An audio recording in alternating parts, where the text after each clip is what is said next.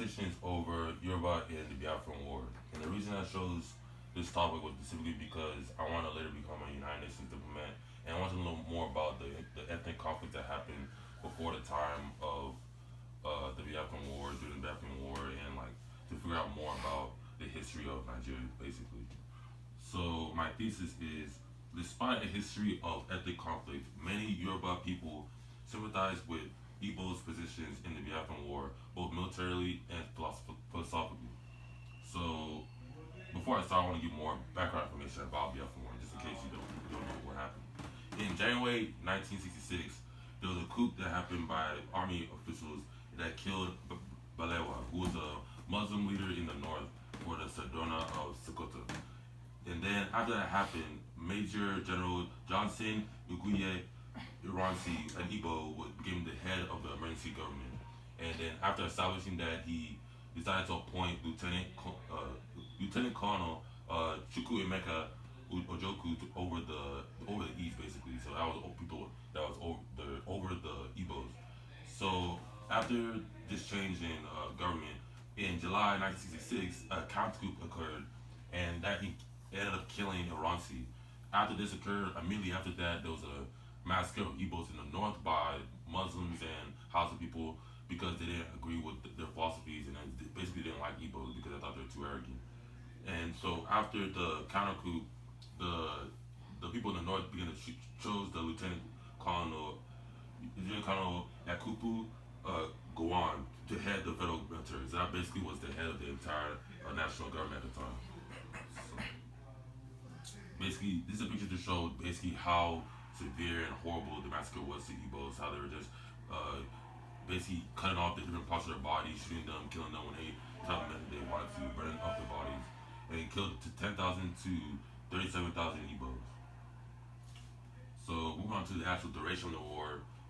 After this incident, 1 million Igbos moved back to the homeland, and then once that occurred, the head uh, of the Eastern Consultative Government decided to vote on May 26, 1967, to vote for succession. After that happened, on May 30th, Ojoku declared the region as the Republic of Biafra. Then on July 6, 1967, they began to gain more international aid. Now this international aid came to the national government, and that's because they saw the rebellion as something that didn't align with democratic values. So countries like Egypt, Britain, Russia, and the U.S. began to subside the national government just because of that simple fact, and also because the oil in the South was supplying like Shell and all these other international corporations. So they had interest, a specific interest, because they wanted to make sure that oil was not tempered by the rebellion, not tempered by the Biafrans wanted to succeed. And now, if the Biafrans were to succeed, it would mess up all the contracts they already had. They had to set up new contracts. So with that international aid, it helped the national government, and then there was a blockade which caused massive starvation. So 1 million people died because of that starvation. So on then January 10th, 1970, the war ended because of starvation, and then Eastern General Philip Ifwe uh, ended up surrendering to the National General Obasanjo at the time.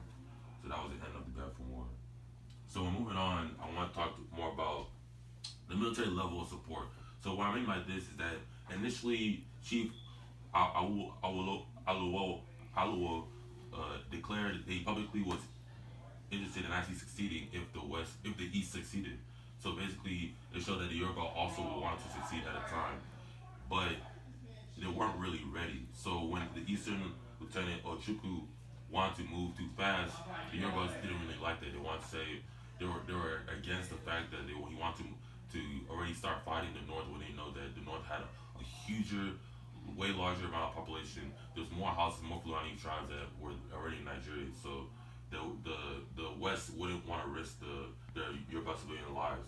So Yoruba Awolowo was forced to actually begin to fight alongside the houses in Fulani. So he had to pick that side, and was actually part of.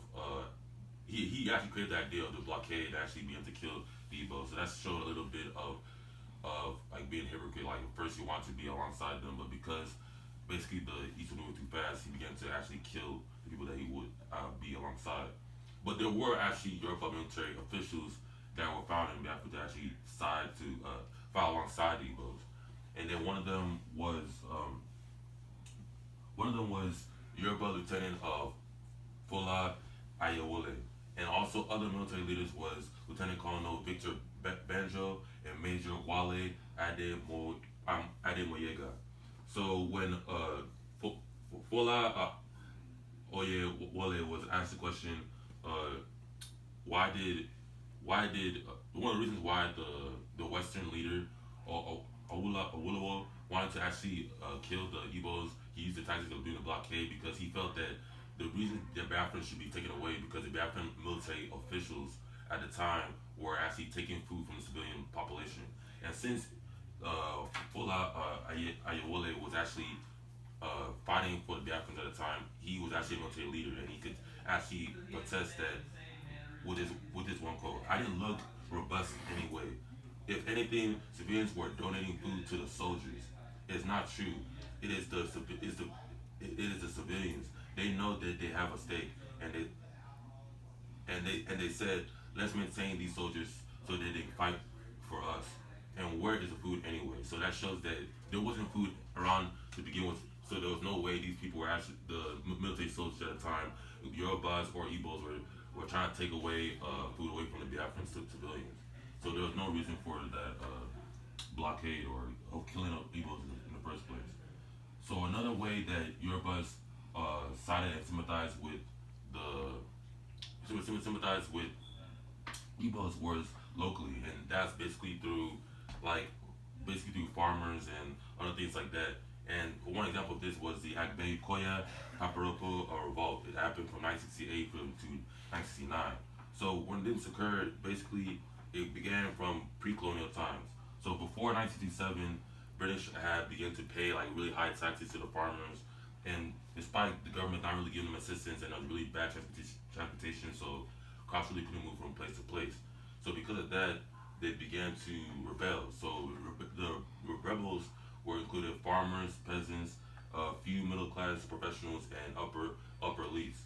So on October 21st, 1968, they began to petition the state government for a reduction of those flat taxes, and it was from €8 to €1 because the flat tax was just way too high for them to actually be successful in the economy.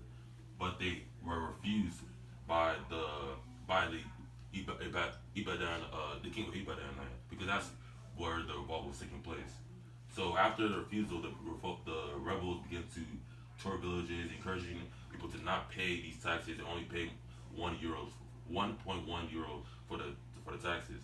And then after the peasants did that, they began to be sanctioned, and then the tax collectors went on raids to the villages, making sure that these taxes were being paid.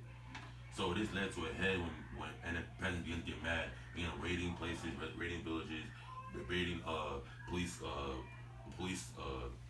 stations, and then on September 16, 1969, they were able to finally successfully sack businesses at several government residential quarters, and then they were able to storm the prison of Agode and actually release some of their members. So they were actually able to kind of win the revolt.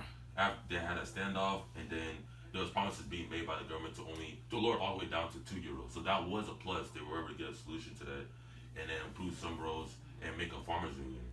But after a while, their leader Tapa Adoye was imprisoned, and then they began to waver on some of their commitments. So there wasn't really that much of a long-term solution. But the 2 years, the €2 of flat rate taxes was actually something that was going to be maintained. So it is local, both local and nationally, the Yoruba people were actually really supportive of the Igbos, but in different aspects. And what the significance that came out of this basically was that Yoruba people feared the similar persecution as the Nigerian federal government. That's why they didn't actually succeed along with Igbos, because they knew they weren't strong enough at the time. And then second, some Yoruba people fought alongside Igbo people on the side of the Biafra War, as seen by Fola Adewole. He actually wanted to fight alongside them because he had the same ideals as them, even though they were also being prosecuted by their own Yoruba people. And then thirdly, the class conflict between Yoruba peasants and the Yoruba federal government parallels the ethnic oppression between the Nigerian national government and the Igbo. So you can see how both the the Europeans that were revolting were being uh, repressed because of the corruption, all the different things, and then the same thing was being parallel to the Igbo because they're being oppressed by the national government because they couldn't be able to really have a voice in government, and then they were being taxed out of government basically and the economy. So that's basically my presentation, and I'm excited. So, do you have any questions?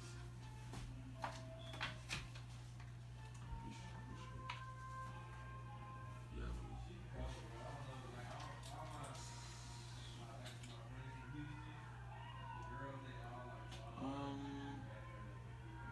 You did a pretty good job. Answering the question. You anything I should like work on, or Um, anything else like in presentation one? y'all have to put like so many, I guess, pieces of information on one slide. It was one of like the last few slides. I forgot what it was. It was like it started with an A. I remember that. You have to put so much information on one slide. Like I guess try to concise the amount of info on the slide, and then you yourself can enunciate or like elaborate as much as you can on it. So you have your note card, right? Mm-hmm. So since you have your note card, you're not going to be reading on the presentation as much, right? So try to decrease the number of words on your presentation since you're not reading on the from the PowerPoint, a lot of words makes it harder to read for like other people. So just use your note card and try to lessen the amount of words and make it more concise and filled more, I guess, the needed information rather than extra stuff. Yeah, it should really be like. In fact, you probably gonna have incomplete sentences on the PowerPoint because it's just a PowerPoint. You're gonna say like this, blah blah blah, like a few words per point. But you did do a good job of like not looking at the PowerPoint so much. Like you didn't really look at your note card as much either. You're pretty good at elaborating on